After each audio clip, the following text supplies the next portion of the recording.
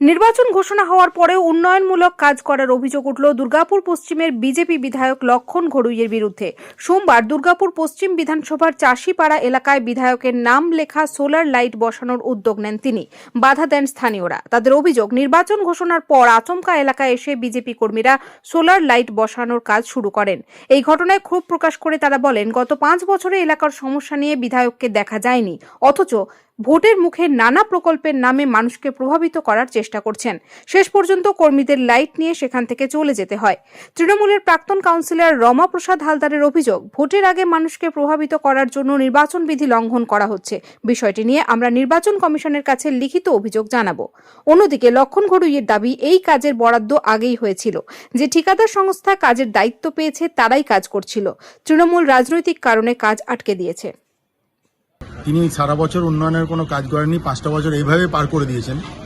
এখন ভোট আসছে, মানুষের মন জয় করতে হবে, তাই কিছু সোলার লাইটওয়ালা পোল লাগানোর জন্য ছোট হাতি করে গাড়ি দিয়ে কয়েকজন লোককে দিয়ে পাঠিয়েছিলেন। তো এমসিসি গতকাল লাগু হয়ে গেছে, কিন্তু ওনার নামাঙ্কিত ওই লাইটের পোলগুলো যখন লাগাচ্ছিল, এলাকার লোক বীতশ্রদ্ধ হয়ে তেড়ে এসেছে এবং ওই পোল একটা লাগিয়ে ফেলেছিল, সেই পোলটাকে উবড়ানো করিয়েছে। ভুল বললেন। তৃণমূল কংগ্রেস তারা চেষ্টা করেছিল বিধায়ককে কোনো কাজ করতে দেওয়া হবে, আটকানো হবে। 2 বছর কাজ করতে দেওয়া হয়নি।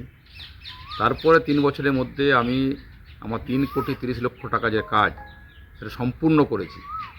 লাইটের কাজ লাগাতার 10 দিন ধরে চলছে, পাস করেছে, রকাটা বেরিয়েছে, টাকা স্যাংশন হয়েছে, পরে মাল লাগছে, তারপরেই কাজকে বন্ধ করে দেওয়া।